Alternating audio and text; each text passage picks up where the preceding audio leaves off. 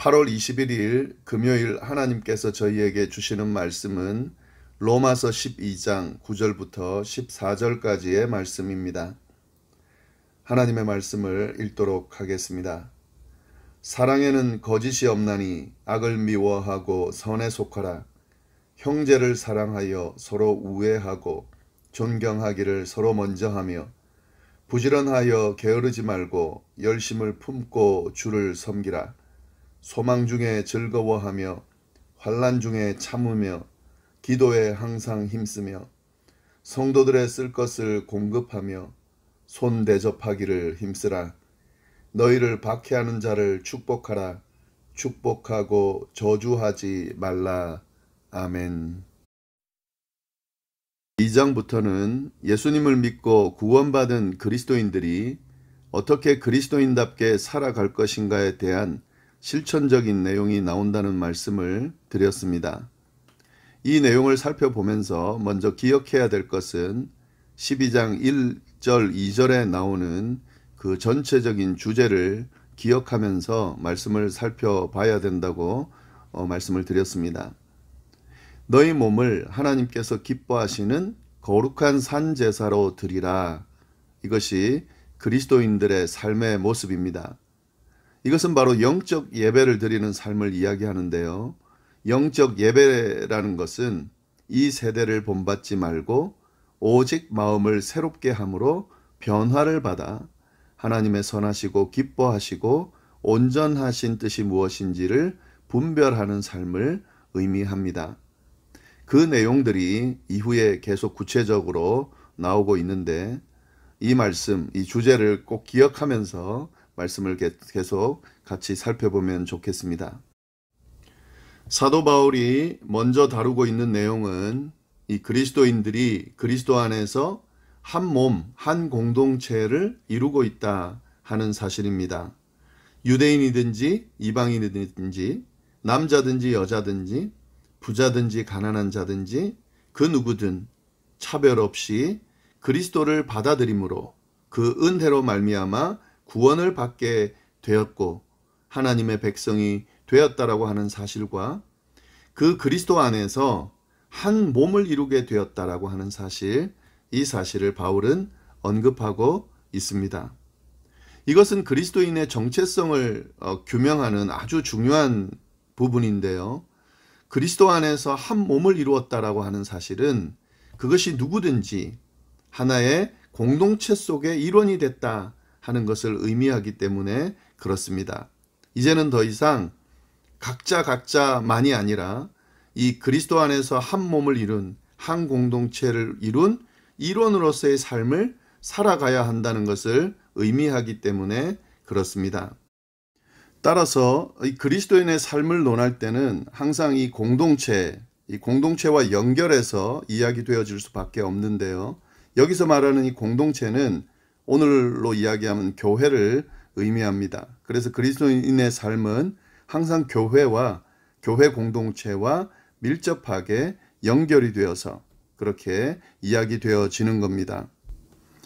이 공동체의 특성을 이해하는 것이 또 필요한데요. 이 공동체의 특성은 그리스도 안에서 한 은혜로 한 공동체를 이루었지만 그 구성원들이 다 다양한 모습으로 있다 하는 사실도 우리가 기억할 필요가 있습니다. 사도 바울은 이 부분도 확실히 하고 있는데 한 은혜를 받은 한 몸이지만 그 지체들은 다양한 은사를 가지고 각자의 역할을 하고 있다고 바울은 이야기를 하고 있습니다.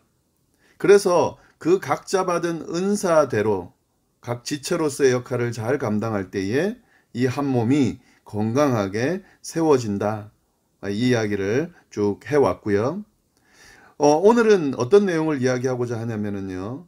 바울이 이러한 한 몸을 이루고 한 공동체를 이루고 이 공동체를 온전히 세우기 위해서 꼭 필요한 것을 이야기해 주고 있습니다. 그것은 다름 아닌 사랑입니다. 그냥 사랑이 아니라 그리스도께서 보여주신 완전하신 사랑에 대한 이야기를 하고 있고요. 이 그리스도의 사랑을 본받아서 이러한 사랑을 가지고 이 공동체를 세워갈 수 있다는 내용을 이야기해 주고 있습니다. 9절에 보면 사랑엔 거짓이 없다 이렇게 이야기를 하는데요. 주님께서 보여주셨던 그 사랑, 그 완전한 사랑에는 거짓이 없으므로 이 거짓 없는 사랑을 통해서 이 공동체를 세워갈 수 있다. 이런 이야기인 거죠. 그러면서 이런 사랑의 행위들을 사랑 어떤 식으로 표현되어야 하는지를 그 뒤에 말씀을 통해서 쭉 이야기해 나가고 있는 겁니다. 그 내용들을 좀 살펴보면은요. 9절 그 뒷부분에 먼저 악을 미워하고 선에 속하라. 이 부분도 악을 미워하는 것 그리고 선에 속하는 것 이것도 사랑의 표현 방식 중에 하나로 볼 수 있는데요.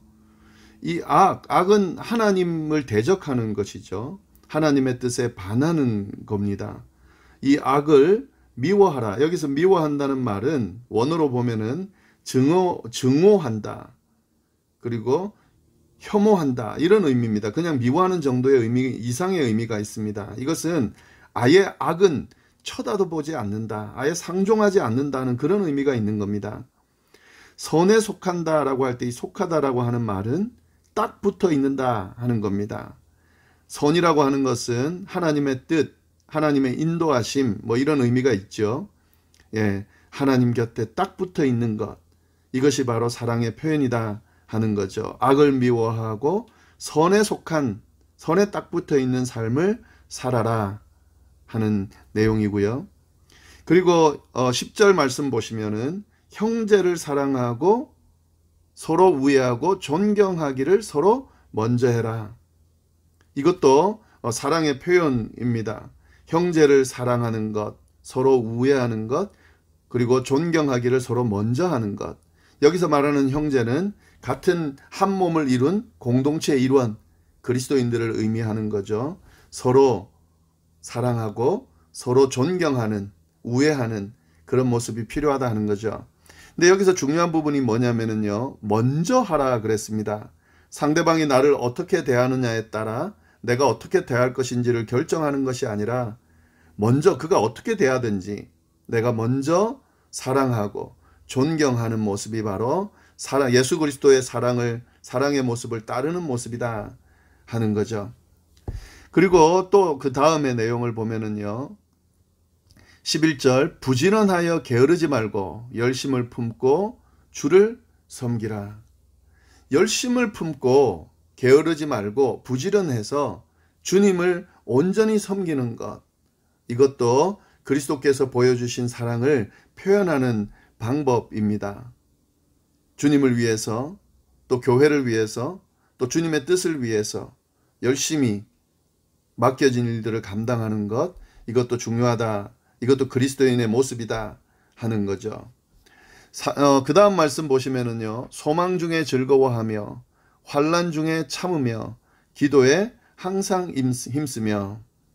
예, 이것도 그리스도인의 사랑의 표현 중에 하나인데요. 그리스도인으로서 어떤 삶을 살아야 되냐? 새로운 존재로서의 삶을 살아야 된다 하는 거죠. 새로운 존재로서의 모습이 12절에 잘 드러나 있는데요. 이 그리스도인의 모습은 어떤 모습이냐면요. 소망 중에 즐거워한다 하는 겁니다. 여기서 말하는 소망은 어떤 소망일까요? 이제 이루어질 소망. 지금 나에게 내 신분이 이제 육신의 자녀에서 영의 자녀로 그리스도의 자녀로 하나님의 백성으로 바뀐 그 사실도 영광스럽지만 이 그리스도인이 된 사람에게 주어지는 장차 이루어질 그 구원의 완성 말입니다. 영광스러운 구원의 완성.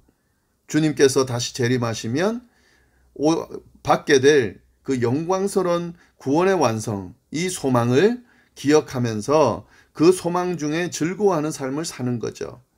그리고 이 소망을 가지고 비록 지금 주어진 삶 속에서 환난이 주어진다 할지라도 그 환난을 참고 살아가는 그런 삶.